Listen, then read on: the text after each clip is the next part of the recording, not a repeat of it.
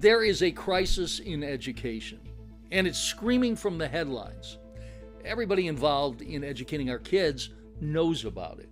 When you look at the Florida Department of Education own statistics, more than half the kids in Florida are failing.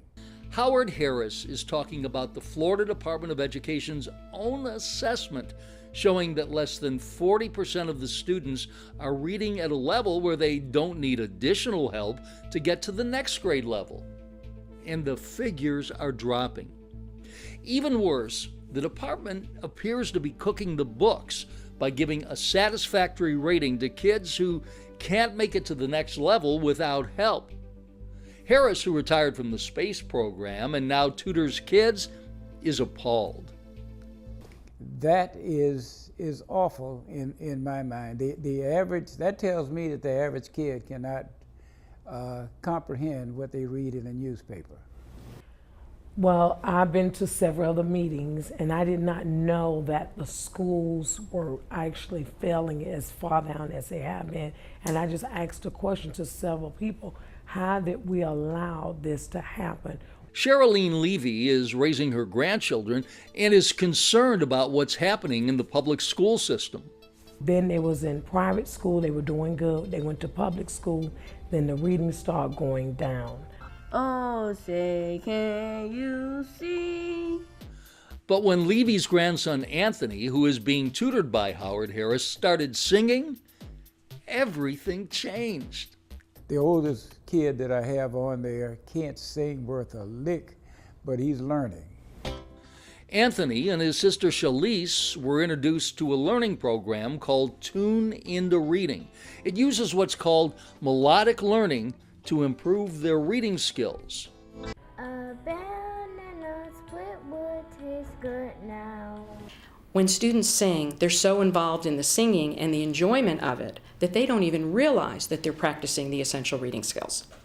USF professor Susan Homan's expertise is in helping struggling readers, and she's done extensive research on interventions to help them. She studied Tune Into Reading over a 4-year period with hundreds of students, and Homan was impressed with what the program could do in just 9 weeks, as students used it just 3 times a week for 30 minutes each session. That they had increased over 1 full year instructionally. That means word recognition and comprehension. And the control students had made literally no gains at all. We had typical gains of between 1 and 2 years for 9 weeks of treatment. Lynn Rattray retired as a principal of Bellamy Elementary in the Hillsborough School District after 30 years in the school system. She used Tune Into Reading in her school and said the program's success with below-level readers changed everything about her students. As soon as they start edging up toward, and in some cases above, grade level, their self-esteem is edging right up with them. It was like a spark being ignited, and there was no holding them back. When those trying to help struggling readers learned of the success of Tune Into Reading, they thought it would be a no-brainer for the Hillsborough school system to use the program, particularly at failing schools.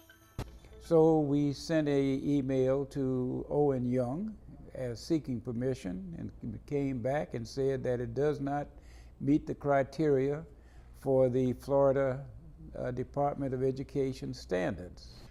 Area Superintendent Owen Young says the district doesn't believe that Tune Into Reading prepares the students for the Florida Standards year-end assessment test.